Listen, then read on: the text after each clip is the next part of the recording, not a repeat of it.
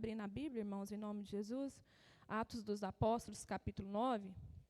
Sou grata ao Senhor por esta oportunidade de estar aqui com os irmãos para junto nós adorarmos ao Senhor Jesus. Agradeço a irmã Elaine, né, pelo convite, que o Senhor venha abençoar a todas as irmãs do ciclo de oração, né, meu muito obrigado por estar aqui com as irmãs, né, ouvindo a voz de Deus e continuar ouvindo a voz de Deus, né, porque desde o momento que aqui eu cheguei, o Senhor está falando em nosso meio. Quem crê assim diz amém. Atos dos Apóstolos, no 9 nós iremos ler, irmãos, a partir do versículo 32.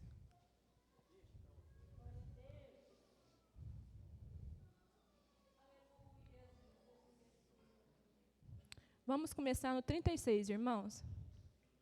9:36. Os irmãos encontraram?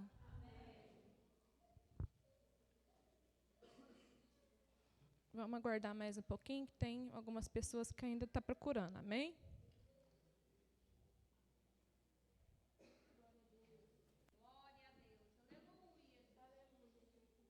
Atos dos Apóstolos, capítulo 9, nós iremos ler a partir do versículo 36. Que bom é ver você na casa de Deus, buscando ao Senhor. Foi tão bom reconhecer que você foi comprado.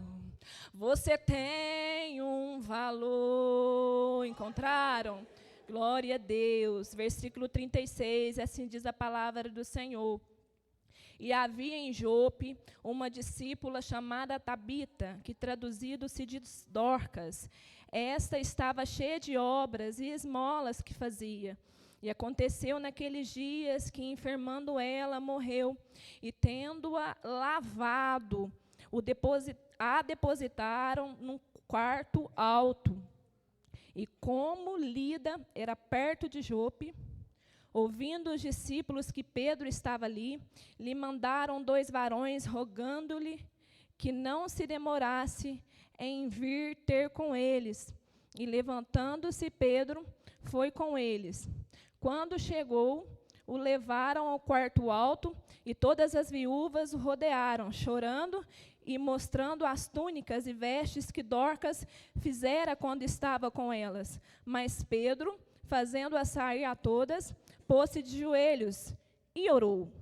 E voltou-se para o corpo e disse: Tabita, levanta-te. E ela abriu os olhos e, vendo a Pedro, assentou-se.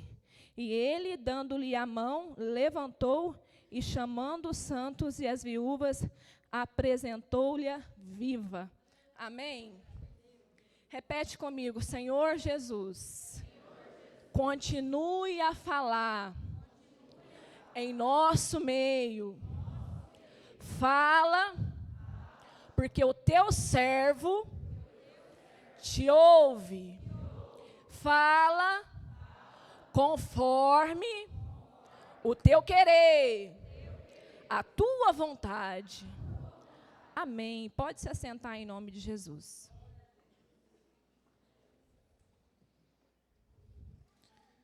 Meus irmãos, eu tenho me dedicado a esse livro, Atos dos Apóstolos, porque ele mostra para nós todo o desenvolvimento da igreja primitiva, né? E nós observamos que após Jesus ser assunto aos céus, a igreja vai crescer ainda mais, geograficamente, numericamente, e o evangelho vai ser pregado. Aqui no capítulo 9, né, Deus traz para nós muitas instruções. Amém. Muitas orientações para a nossa vida, né? Assim como em todo o livro. Versículo aqui de número 36, a qual nós fizemos menção nessa noite, é descrito para nós aonde essa irmã, né, por nome Dorcas, morava, residia, habitava o seu ambiente de intimidade por nome Jope. Jope era uma cidade, porto, né, naquela época, formada por gentios, por gente incrédula, por gente descrente, por gente que não professava fé cristã. E por Jope ser uma cidade portuária, existia ali várias transações comerciais. Todo mundo que procurava por essa cidade, por Jope, procurava para adquirir, procurava para conquistar, procurava para ter algum âmbito, né, para ter alguma vantagem pessoal no âmbito comercial. E foi nesse ambiente que esta irmã, né, Dorcas, foi plantada por Deus, em um ambiente que não combinava, e nem um pouco, com as características que em Dorcas existia. É ali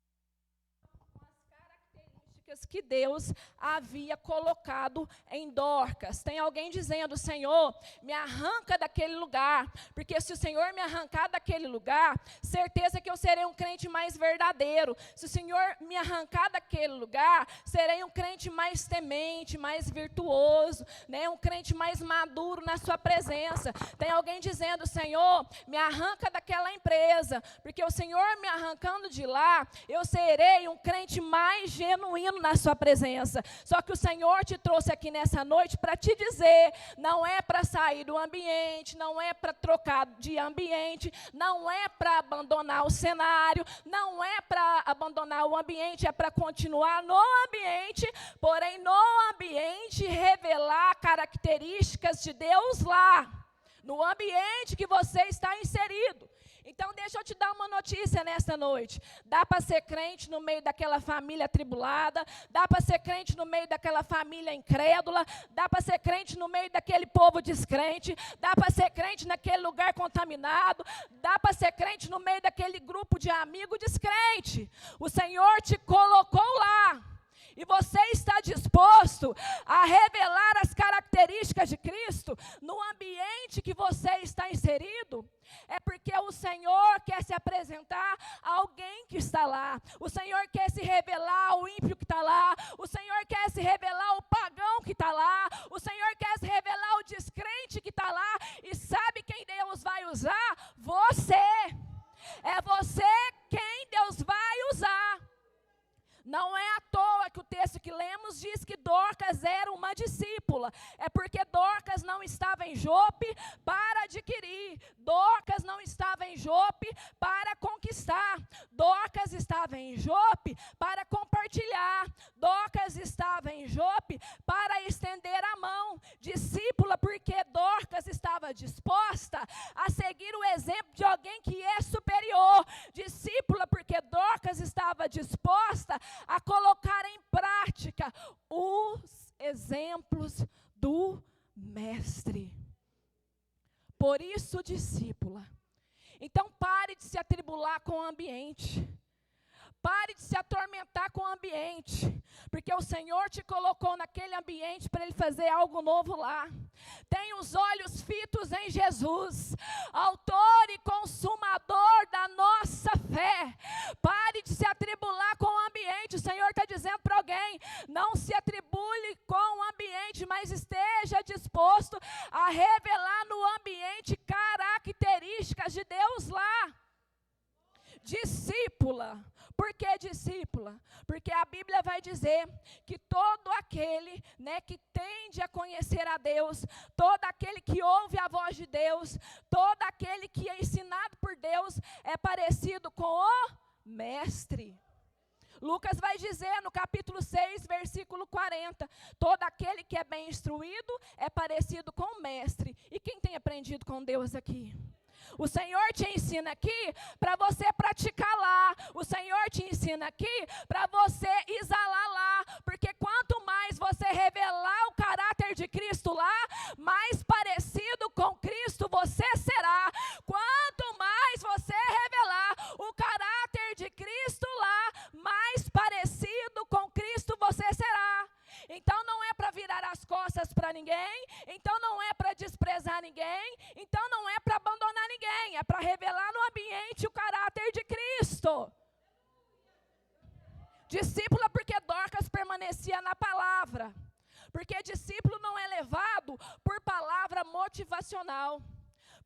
discípulo é levado por palavra cristocêntrica. Porque tem muita gente trocando a palavra por água ungida. Tem muita gente trocando a palavra por toalha ungida. Tem muita gente trocando a palavra por sal grosso. É até de rir, mas tem gente trocando. Tem muita gente trocando a palavra por terapia do amor. Tem muita gente trocando a palavra por fogueira santa. Mas ainda bem que Deus tem levantado discípulos aqui nessa noite. Ainda bem que Deus tem levantado pessoas que, independente do cenário, permanece na palavra. Vive a palavra, é conduzido pela palavra. Pergunte para o irmão que está do seu lado, você vive a palavra? É guiado pela palavra? E por que nós vivemos a palavra? Porque Jesus vai dizer na sua palavra, todo aquele que vive a minha palavra é considerado como os meus verdadeiros discípulos. É porque nós somos instruídos na palavra. Então, independente do cenário, meu irmão, independente do cenário, minha irmã, deixa a palavra fluir através de você. E quando chegar alguém em você dizendo, para mim não tem jeito, a minha vida acabou, para mim já é o fim, deixe a palavra fluir através da sua boca. Deixe a palavra fluir através de você.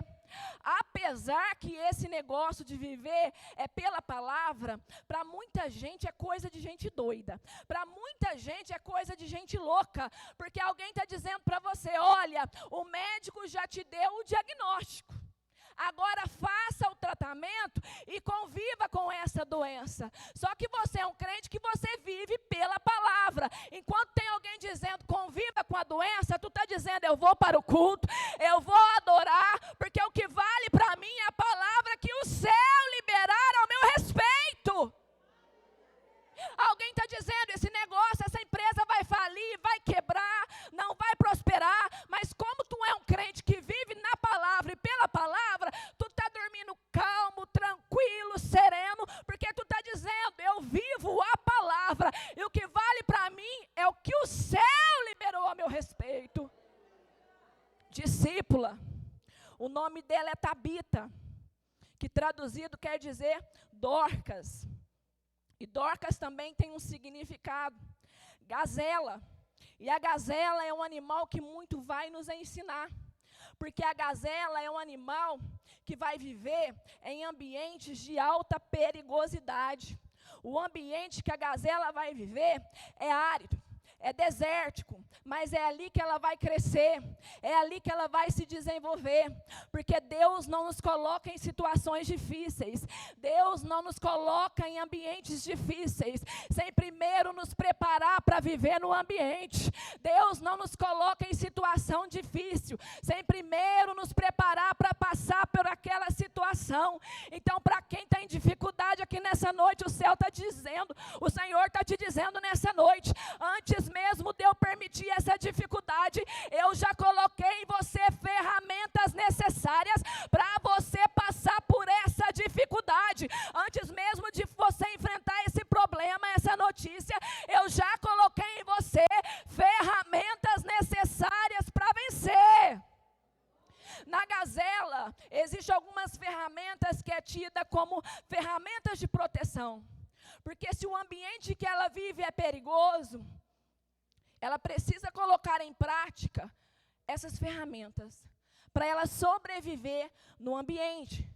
Porque no ambiente existem predadores.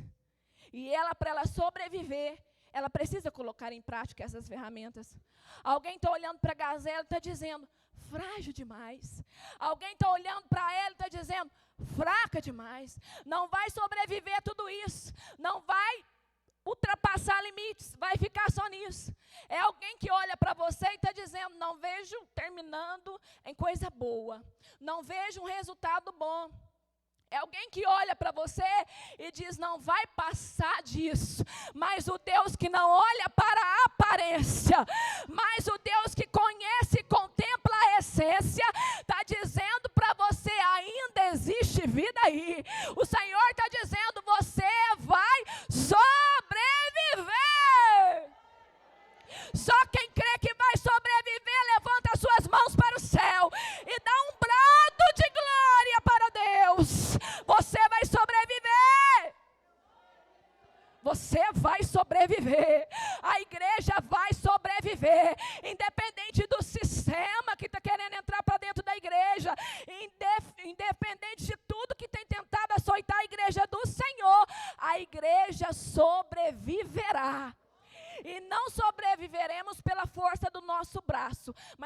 ferramentas que o Senhor colocou em nós. Quem tem essas ferramentas, levanta a sua mão. A gazela, uma das suas ferramentas, é suas patas, que é esquias, e dão a ela agilidade, dão a ela velocidade, porque quanto mais ela é ágil, quanto mais ela corre, mais ela se distancia do predador. Quanto mais ela corre, mais longe do predador ela fica. E não tem predador no ambiente capaz de apanhá-la, porque a gazela ela é ágil, ela é veloz. Para gazelas, Deus deu as patas, e para o crente, Deus deu os joelhos. Só que tem gente achando que joelho é para mostrar. Tem gente achando que joelho é para expor, para exibir. Mas o céu nos trouxe aqui nessa noite para dizer: joelho é para pegar velocidade. Velocidade, velocidade, velocidade. Como assim, irmã? Alguém está dizendo, essa prova vai me matar. Só mata se você parar de orar. Alguém está dizendo, essa dificuldade vai me desanimar. Só vai desanimar se parar de orar. Alguém está dizendo, esse cenário é caótico, vai continuar caótico se deixar de orar. Mas se você orar, olha Deus te dando velocidade, velocidade, velocidade, velocidade. Velocidade. Crente pega velocidade pelo joelho. Quer um exemplo de alguém que pegou velocidade, mesmo em meio a opositores, em meio a predadores? Jesus. Tudo porque Jesus não deixou de orar. Jesus orou antes de iniciar o seu ministério, velocidade para começar. Jesus orou antes de escolher 12, que chamaria de discípulo, que o acompanharia. Jesus olhou para fazer boas escolhas. Jesus orou depois da morte de João Batista. Alguém estava dizendo, vai morrer depressivo, vai parar em meio à perda, vai retroceder. Só que Jesus foi enterrar e foi orar. Antes da cruz, Jesus orou? Sim, Jesus orou no Getsemane. Orou para quê? Para se conscientizar que não seria feita a vontade dele, mas a vontade do... Porque a oração nos conscientiza. A oração te deixa um crente consciente da vontade de Deus para a sua vida. Quando você ora, você se torna um crente consciente. Você para de debater com Deus, porque você tem a consciência que a vontade de Deus, ela é boa, ela é perfeita, ela é agradável. Quando você ora, você tem consciência que o caminho de Deus, ele é perfeito, que os planos de Deus é soberano. Então quem ora se torna um crente consciente. Até na cruz Jesus orou, cravado do lado direito e do esquerdo, todo ferido, irmãos, todo machucado, com gentinha fazendo piada, dizendo, tu não é o Cristo, desce daí, salve você mesmo, salve a nós. E mesmo assim Jesus orou. E tem gente deixando o ambiente de oração por causa de luta. Tem gente deixando o ambiente de oração por causa de prova. Tem gente deixando o ambiente de oração por causa de aflição. Mas o Senhor está dizendo, volte a frequentar o ambiente de oração. Volte a não ter pressa de sair da minha presença. Ei, papai está dizendo para alguém aqui, volte a frequentar o seu ambiente de oração. Jesus orou para ter estratégia. Jesus orou para ter velocidade. Jesus orou para não ficar perdido. Jesus orou. Existem na gazela várias outras ferramentas de proteção. Porém, ela só poderá usar essas outras depois que ela pega velocidade. Por exemplo, a flexibilidade. Além da gazela, ela conseguia sobressair a situação, ao ambiente, né, se surgir também no caminho algum obstáculo, alguma barreira, a flexibilidade que nela existe, permite ela o quê? Transpor essas barreiras, transpor esses obstáculos. Porém, ela só atinge a flexibilidade depois que ela pega Ela só atinge a flexibilidade depois de quê? Sabe o que o diabo entendeu? Correndo atrás desse crente eu não alcanço. correndo atrás dele e dela, eu não alcanço. Então eu coloco no meio do caminho um obstáculo, eu coloco no meio do caminho uma situação embaraçosa, eu coloco no meio do caminho algo para fazer ele perder a velocidade que pegou. Ele não corre atrás mais, mas ele põe no meio do caminho alguma situação embaraçosa para fazer o crente perder a velocidade que A gazela, para ter flexibilidade, ela primeiro precisa ter velocidade. E o crente? Orar. Crente que não ora não é flexível. Crente que não ora não tem flexibilidade. A gazela precisa da velocidade para ter flexibilidade. O crente precisa de vida de oração. E Jesus foi flexível. Jesus mesmo lidando, né, com gente rodeada em volta dele, que não concordava com a forma dele lidar em seu ministério.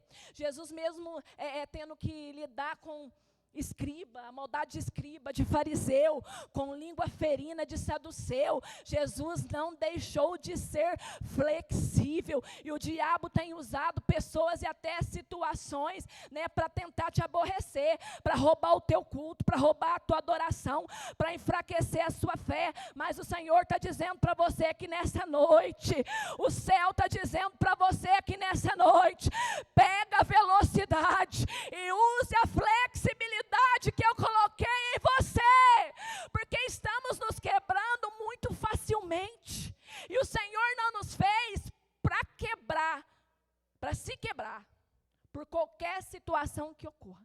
Quer um exemplo de crente que quebra facilmente? Deixou de parabenizá-lo no dia do seu aniversário, ele se quebra. Quer um exemplo de crente que se quebra facilmente? Deixou de saudá-lo com a paz do Senhor. Ah, meu Deus, ele se quebra.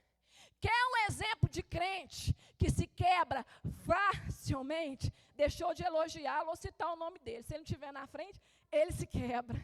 Quer um exemplo de crente que se quebra facilmente?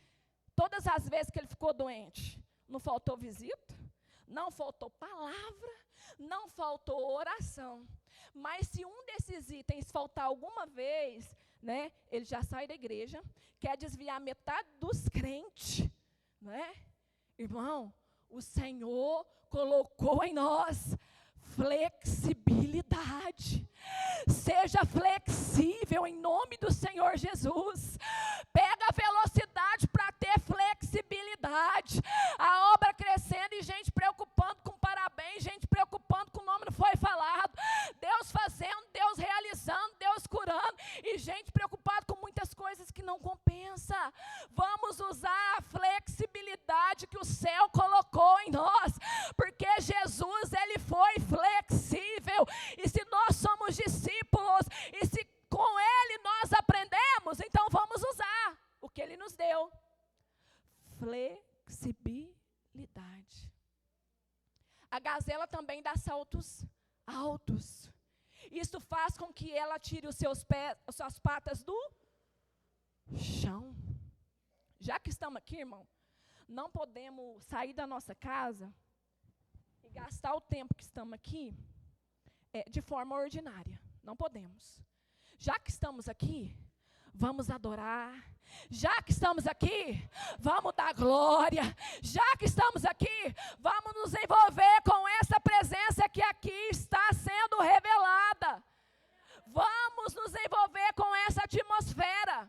A ponto de, se alguém do seu lado começar a conversar, irmão, viu lá o jornal, ficou sabendo o que está acontecendo, ou você não vai responder, ou você vai dizer, irmão, não estou nem um pouco preocupado com o que está acontecendo lá fora, eu não estou nem um pouco preocupado com o que está acontecendo, eu quero me envolver com essa glória, eu quero sentir essa presença. Tire os pés do chão. Lembra que Jesus estava falando com os seus discípulos sobre sua morte? Aí Pedro começa a querer interromper Jesus. Aí Jesus vai dizer, para trás de mim, Satanás, porque não pensaste nas coisas só pensaste nas coisas da terra, não pensaste nas coisas dos céus. Tem gente que está na igreja, mas está pensando no que vai comer quando chegar em casa. Está no culto, mas está pensando como é que vai ser a semana. Está no culto, mas está pensando o que aconteceu semana passada. Em nome do Senhor Jesus, comece a repreender aí. Comece a repreender dizendo, para trás de mim, mente acelerada.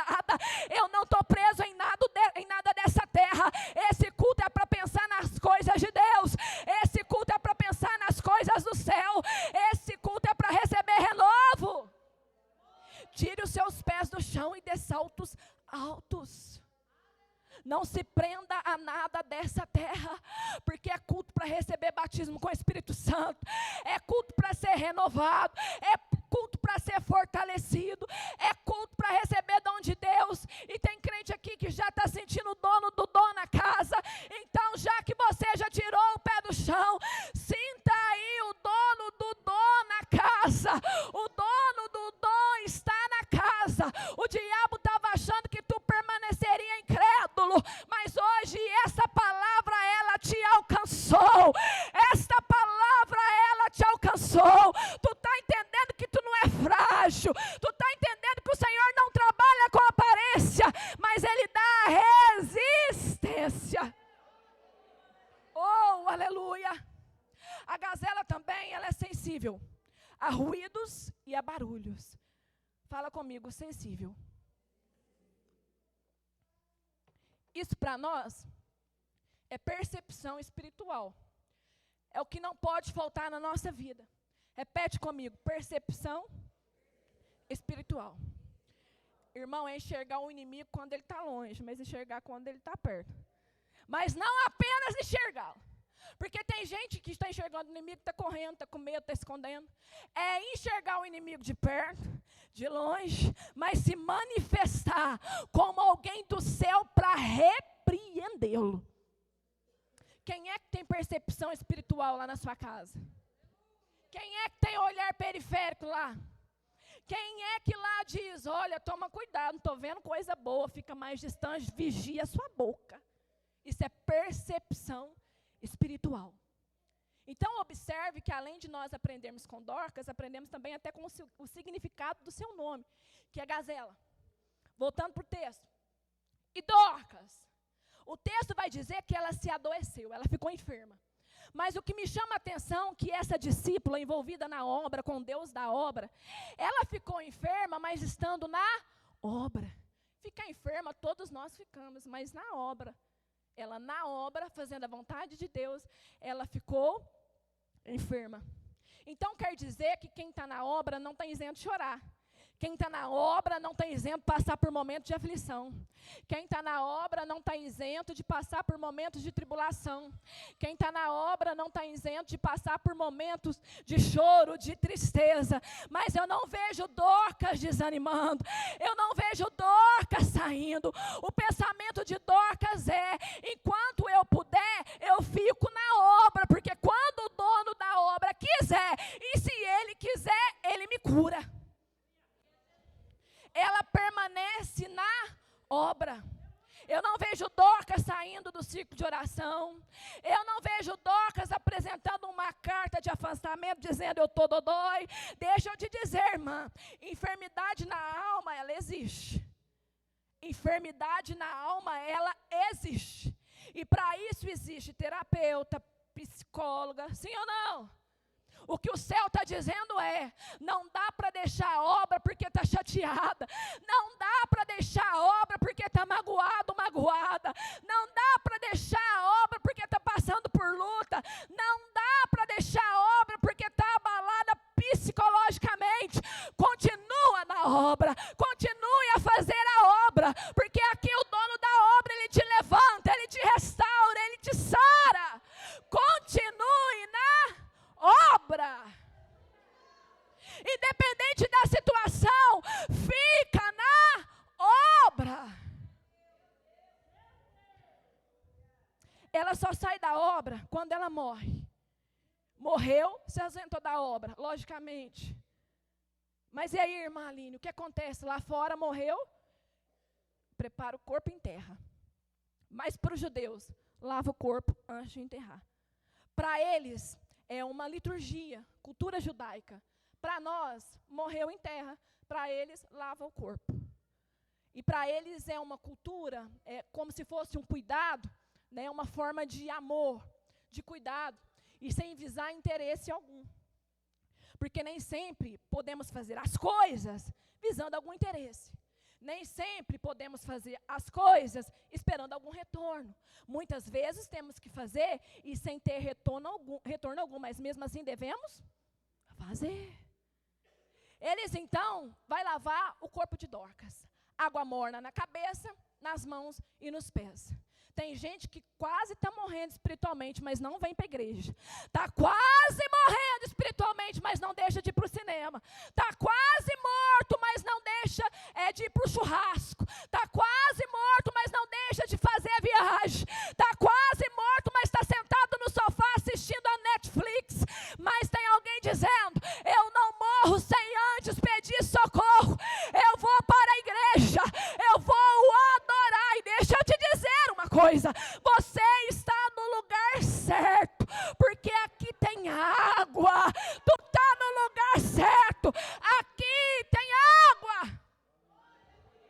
Água simboliza o Espírito Santo. O Senhor vai fazer uma promessa através do profeta Isaías, capítulo 44, versículo 3, dizendo que derramaria água sobre o sedento. A mesma promessa o Senhor faz, através de Joel, no capítulo 2, versículo 28, dizendo para o povo que nos últimos dias ele derramaria o seu Espírito Santo. Observe que em Isaías a promessa é derramar água, e em Joel a promessa é derramar o Espírito Santo. Então deixa eu te dar uma notícia aqui nessa noite. Aqui nessa noite tem água, viu?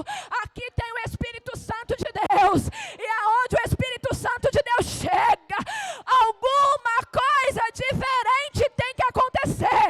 Aqui tem água, aqui tem o Espírito Santo. E o mesmo Deus que toca e trata a mente é o mesmo Deus que toca na mão e nos pés.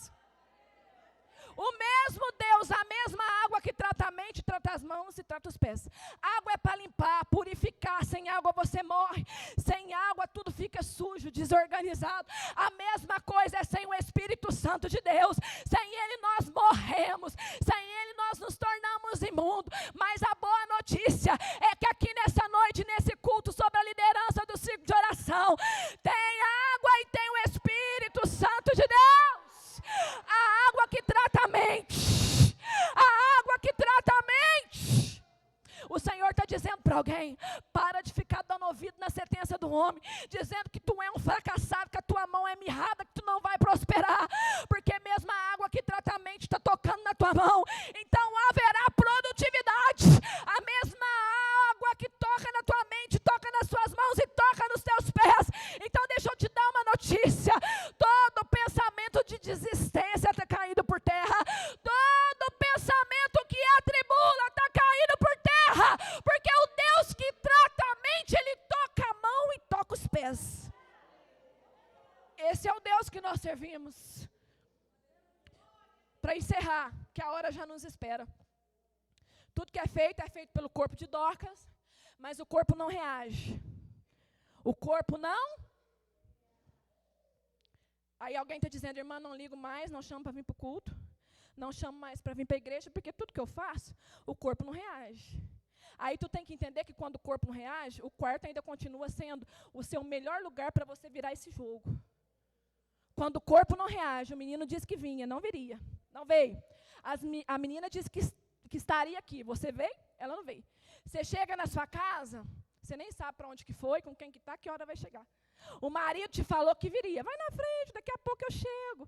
Deixou tudo prontinho lá, roupinha passada, e até agora, 8:45, nada. Vai ficar reclamando ou vai levar essa guerra para o nível mais alto? Vai parar ou vai levar essa guerra para o nível mais alto? Pegaram o corpo de Dorcas, colocaram no quarto, no nível mais alto. Então vão chamar Pedro, Pedro que estava em Lida, repete comigo, Lida. 2 varões, sai de Jope e vai até Lida buscar Pedro. Para Pedro ser boca de Deus em Jope. Chegando em Lida, Pedro estava sentado, porque o texto diz que ele levantou. Pedro estava, e como que tu está aqui? Para quê? Porque daqui a pouco tu vai se levantar. E quando você se levantar, vai ser boca de Deus lá. Quando você se levantar aqui, é para profetizar a vida lá. Ei, vai levantar aqui e profetizar a vida lá. Chegando em Jope, no primeiro momento, está Pedro, Dorcas morta e a morte. Se coloque de pé. Chegando em Jope, estava Pedro, Dorcas e a causa impossível. Chegando em Jope, estava Pedro e a morte apenas, e a impossibilidade. Mas a Bíblia vai dizer que Pedro vai ajoelhar, e ele não só ajoelha, ele vai orar. Aí já não é só Pedro mais, é Pedro, Dorcas e o dono da vida. É Pedro, Dorcas e aquele que faz milagres acontecer. Quando Pedro se ajoelha e ora, é Pedro, o dono da vida, é Pedro e aquele que devolve vida, é Pedro e aquele que faz coisas novas acontecer. Já não é só Pedro. Primeiro ele ajoelha, depois ele ora, depois ele profetiza. Porque tem gente profetizando sem orar. Essa não é a sequência. A sequência é ajoelhar, orar e profetizar. Ele vai orar e ele vai profetizar dizendo: Tabita, levanta-te. Ele ajoelha, ele ora e ele profetiza. Levanta-te. E ela fez o quê? Abriu os olhos. Vendo a Pedro, assentou-se. Ele dando a mão para ela, levantou-a. Esse é o Deus que você serve. E Deus nessa noite está suscitando desejo na igreja de orar. O Senhor está suscitando no nosso coração vontade de orar. Posso fazer uma oração aqui de uns 5 minutos? Irmã Mariana, louve ao Senhor. O conjunto vai louvar? Amém. Ei, o Senhor quer suscitar no seu coração vontade de orar. O Senhor não te trouxe, irmã Priscila louvando ao Senhor, o Senhor não te trouxe para esse culto à toa, não. Tu quase que não veio, não foi? Tu quase que ficou na tua casa acomodado, mas foi o céu que te trouxe aqui. O Senhor está te levantando aqui nessa noite. O Senhor está tirando desse quadro que o homem já decretou, dizendo que para você nunca mais felicidade, dizendo que para você nunca mais você vai ser o mesmo. O céu te trouxe aqui para te dizer: ainda existe vida aí. E agora eu gostaria de chamar você aqui na frente.